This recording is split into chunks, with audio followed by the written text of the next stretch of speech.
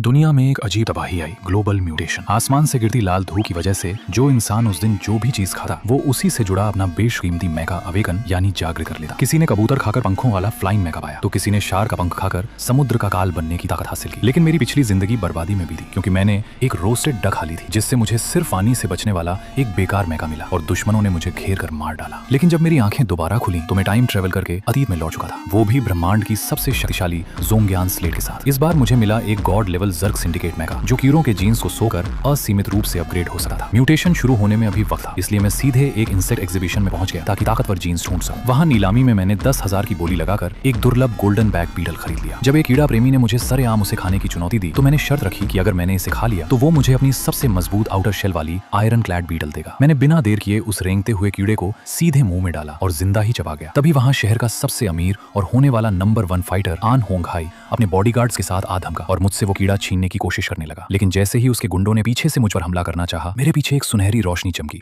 और 3 मीटर ऊंचा काले और सोने के रंग का एक बेहद खौफनाक मैका प्रकट हुआ। उसकी भारी ऊर्जा देकर अमीर शहजादा होंघाई घुटनों पर आ गया। मैंने उसे अभी इसलिए जिंदा छोड़ दिया क्योंकि मुझे आगे चलकर उसके मैका की कोर छीननी थी। घर लौटकर मैंने तुरंत उस आयरन क्लैड बीटल को फ्राई किया और खा गया। तुरंत सिस्टम ने कहा, आयरन बीटल का जीन कंप्लीट, मैका अब हेवनली प्रिजन फॉर्म में बदल चुका है, फिजिकल डिफेंस 50% बढ़ गया है। मैं खुश हो ही रहा था कि अचानक मकान मालकिन ने कमरे का दरवाजा खटखटाया और किराए के लिए चिल्लाने लगी। लेकिन तभी उसकी आंखें खून की तरह लाल होने लगी और उसका शरीर 3 मीटर तक सूज गया। उसके हाथ नुकीले पंजों में बदल गए। म्यूटेशन समय से पहले शुरू हो चुका था और वो ज़ॉम्बी बनकर मुझ पर झपट पड़ी। मैंने तुरंत अपनी उंगलियां चटकाईं और अपने महाविनाशकारी जायंट गॉड मैका को समन किया। मुझे लगा मैं उसे एक ही झटके में मसल दूंगा, लेकिन जैसे ही मेरे मैका का भारी हाथ उसकी गर्दन की तरफ बढ़ा, मकान मालकिन के शरीर से एक ऐसी नीली रोशनी निकली जिसने मेरे गॉड लेवल मैका को हवा में ही फ्रीज कर दिया। तभी मेरे दिमाग में सिस्टम की वो चेतावनी गूंजी जिसने मेरे पैरों तले जमीन खिसका दी। वार्निंग, सामने खड़ा जीव कोई मामूली म्यूटेंट नहीं है, इसने आपदा से ठीक पहले स्पेस टाइम क्रिस्टल निगल लिया था। ये एक SSS रैंक क्रोनोस म्यूटेंट है। मेरा दिमाग सन्न रह गया। मेरी पिछली जिंदगी में जिसने पूरी इंसानी सभ्यता को घुटनों पर ला दिया था वो कोई और नहीं बल्कि यही मकान मालकिन थी। वो खौफनाक राक्षस मेरे सामने खड़ा था और म्यूटेशन के पहले ही दिन बिना किसी तैयारी के मैं मौत के सबसे बड़े सौदागर के सामने अकेला फंसा हुआ था।